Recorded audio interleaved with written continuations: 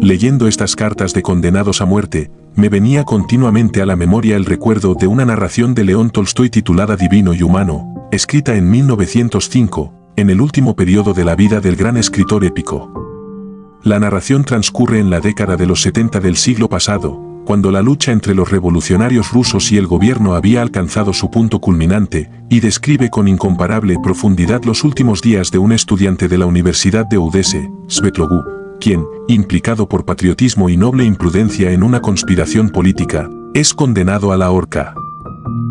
Con él lo revivimos todo, la incapacidad de un ser joven y en pleno desarrollo para comprender el sentido del veredicto que se le comunica, para aceptar la propia aniquilación, para creer que los hombres ejecutarán realmente lo que han decretado en su contra, los reproches que se hace a sí mismo por la desesperación de su pobre madre, y, al mismo tiempo, el orgullo de su propio valor, de la fuerza de carácter de que ha dado prueba al negarse tenazmente a revelar el nombre de la persona de quien ha recibido la dinamita que han hallado en su poder. Todo esto y muchas otras cosas más, sus reflexiones acerca de la naturaleza de la muerte y de lo que habrá después de la misma, el malestar que le embarga cuando, llegado al lugar de la ejecución, descubre el palo con el madero del que cuelga la soga, que oscila ligeramente al viento, sus últimos encuentros sobre el cadalso, con el sacerdote y con el verdugo.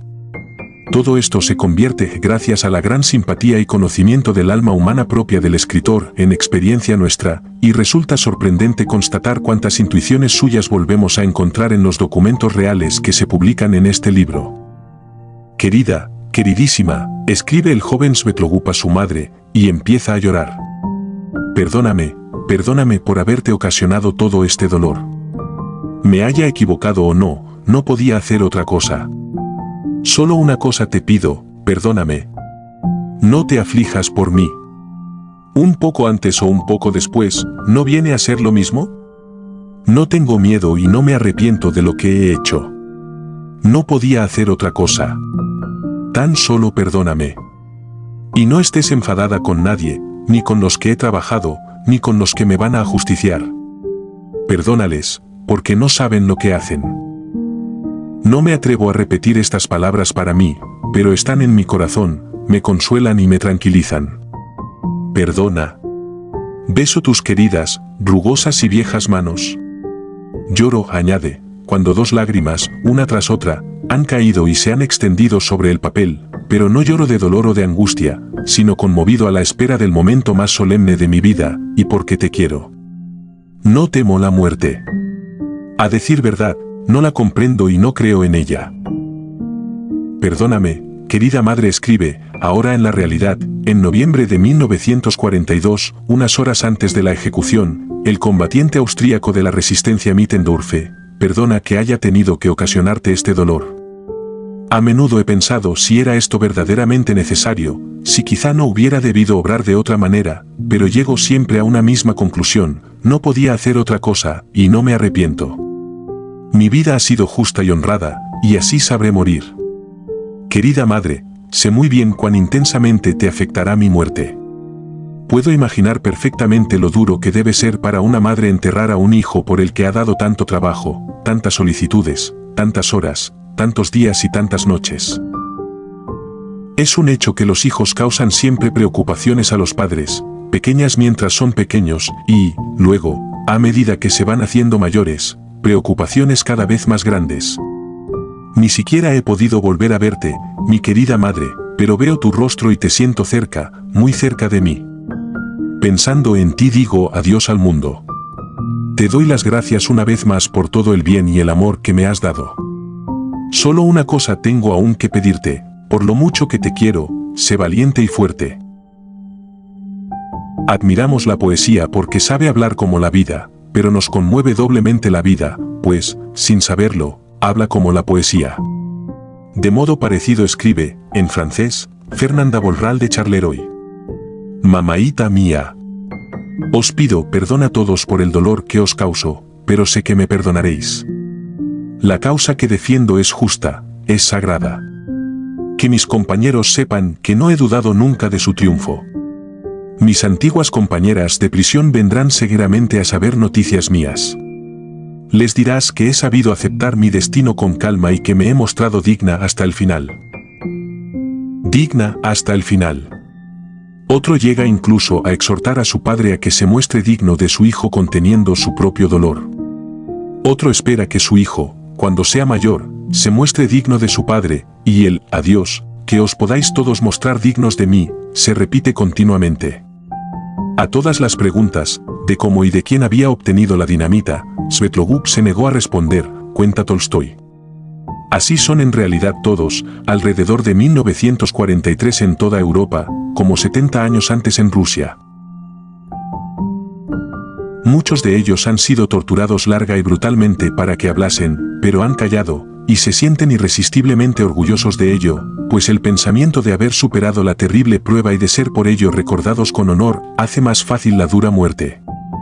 Querido papá y querida mami, escribe Guy Jack, de 19 años, fusilado en Lieja en 1944. En la comandantur me han interrogado, han querido hacerme hablar.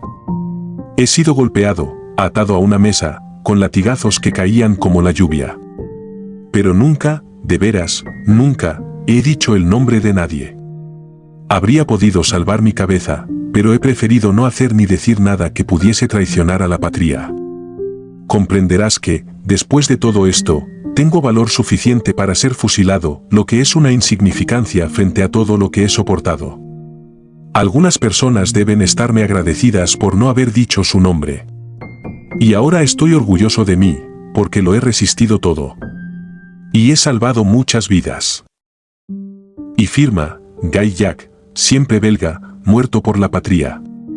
Pero para que a lo heroico se mezcle un acento ligeramente cómico, y conmovedor hasta las lágrimas, del acento que también Tolstoy, movido por el sentido de la variedad, había sabido introducir en la historia de un martirio, el joven continúa y se repite, insistiendo, una última palabra para deciros que por mi parte nunca he denunciado o inculpado a nadie, a pesar de los numerosos latigazos que he recibido para hacerme hablar. Hubiera podido salvar mi cabeza de muchas maneras, pero he preferido ser fusilado antes que traicionar, de este modo, muero como un hombre y orgulloso de mí mismo. Guy Jack. En el fondo, de lo que están orgullosos es de su fe, que es la fuente de su firmeza, y que no es necesariamente una fe religiosa en el sentido propio y más estricto de la palabra. Algunos son religiosos, y lo son a veces casi en broma, como cuando prometen preparar un buen sitio en el cielo, a los que les son queridos. A veces parece que consideran la religión como un modo de consolación para los demás, sin tener ellos necesidad de la misma, y aconsejan a los que se quedan, rezad por nosotros. Os hará bien.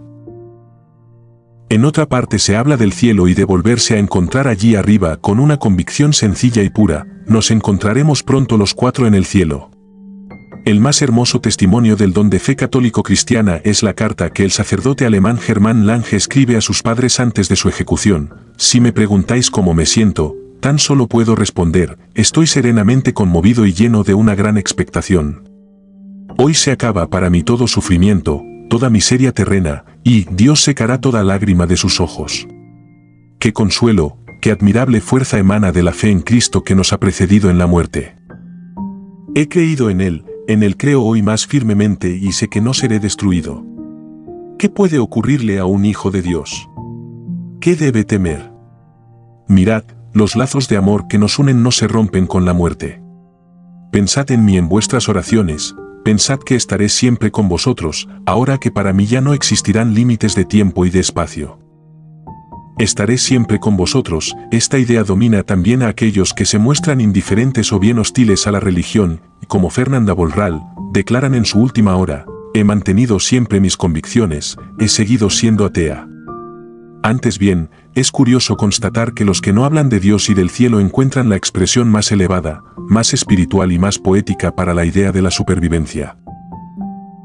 Hoy muero, estamos en mayo, somos 4 en la celda, esperando la separación. Estaré con vosotros, entre vosotros, me sentaré con vosotros en el banco del jardín, mi espíritu estará siempre con vosotros. Por la mañana, con la aurora, os sonreiré, con el ocaso os saludaré. Que el amor y no el odio domine el mundo. Yo no soy más que una pequeña cosa, y mi nombre será pronto olvidado, pero la idea, la vida y la inspiración que me embargaban continuarán viviendo. Las encontraréis en todas partes, sobre los árboles en primavera, en los hombres por el camino, en una breve y dulce sonrisa. Encontraréis lo que tuvo un valor para mí, lo amaréis y no me olvidaréis. Creceré y me haré maduro, viviré en vosotros, cuyos corazones he ocupado, y vosotros continuaréis viviendo, porque tenéis que saber que me encuentro delante de vosotros y no detrás, como quizás estabais inclinados a creer. No soy viejo, no debería morir, y sin embargo me parece algo natural y sencillo.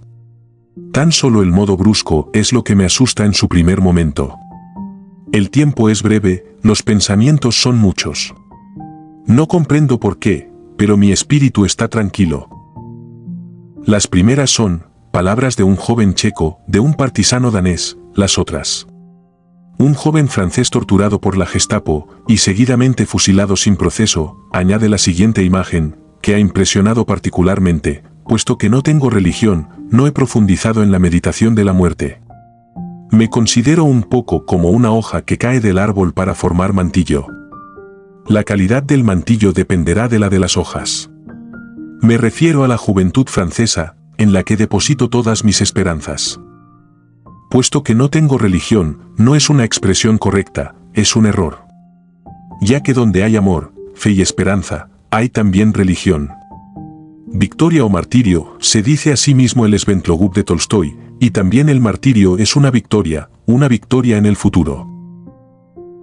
Todos estos moribundos creen en el futuro, no pueden menos que creer que su muerte fecundará el futuro, y que, si descienden tan jóvenes a la tumba es, para formar mantillo.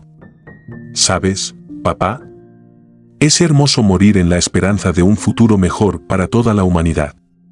Creo que después de esta guerra comenzará una vida de felicidad. Este motivo se repite continuamente, y el corazón se encoge al pensar en lo que ha surgido de la victoria en el futuro, de la fe, de la esperanza de esta juventud, y en el mundo en que vivimos. Vivimos en un mundo de pérfida regresión, en el que un odio supersticioso y ávido de persecuciones se une al terror y al pánico, en un mundo a cuya insuficiencia intelectual y moral el destino ha confiado armas destructivas de horrible violencia, acumuladas con la loca amenaza, si así ha de ser, de transformar la tierra en un desierto envuelto en brumas venenosas. El descenso del nivel cultural, la paralización de la cultura, la postrada aceptación de las injusticias de una justicia politizada, la jerarquización, la ciega avidez de ganancias, la decadencia de la lealtad y de la fe, producidos o, en todo caso, promovidos por 2 guerras mundiales, son una mala garantía frente al posible estallido de la tercera, que significaría el fin de la civilización.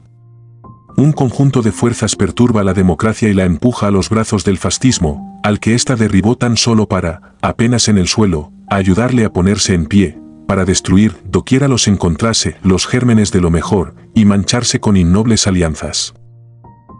Superadas y rechazadas por la vida, han sido inútiles la fe, la esperanza y la voluntad de sacrificio de una juventud europea que, si bien asumió el hermoso nombre de Resistance, de la resistencia internacional y unánime frente a la destrucción de sus propios países, frente a la vergüenza de una Europa hitleriana y el horror de un mundo hitleriano, no quería simplemente resistir, sino que creía ser la vanguardia de una mejor sociedad humana. ¿Ha sido en vano? ¿Inútil, desperdiciado su sueño y su muerte? No, no puede ser. No ha habido idea por la que los hombres hayan combatido y sufrido con corazón puro, y dado su vida, que haya sido destruida. No hay idea que no haya sido realizada a costa de asumir todas las deficiencias de la realidad, pero adquiriendo con ello la vida. Era infantil el pensamiento de un chico de 19 años, después de la guerra comenzará una vida feliz. La tierra no es la sed de la felicidad y de la moralidad pura, y nunca puede llegar a serlo mediante una guerra aunque sea la guerra más justa y más necesaria. Pero el impulso de acercar la vida humana al bien, a lo que es conforme a la razón y querido por el espíritu, es un deber impuesto desde lo alto, que ningún escepticismo puede anular, y ningún quietismo puede eludir. A pesar y a través de todas las derrotas, tiene toda la vida para sí. En estas cartas de despedida, cristianos y ateos coinciden en su fe en la supervivencia que tranquiliza su espíritu. Estaré siempre junto a vosotros. ¿Quién podría dudarlo? ¿Quién puede creer que en todos los países de Europa de los que provienen estas cartas se haya combatido en vano por la libertad? El futuro acogerá y prolongará estas vidas sacrificadas, en el futuro, crecerán y madurarán. En el frontispicio de este libro, que es un monumento, se habría podido poner como lema las palabras que un joven obrero francés escribió pocas horas antes de su ejecución, en febrero de 1944. Espero que la memoria de mis compañeros y la mía no quede en el olvido, porque debe ser memorable.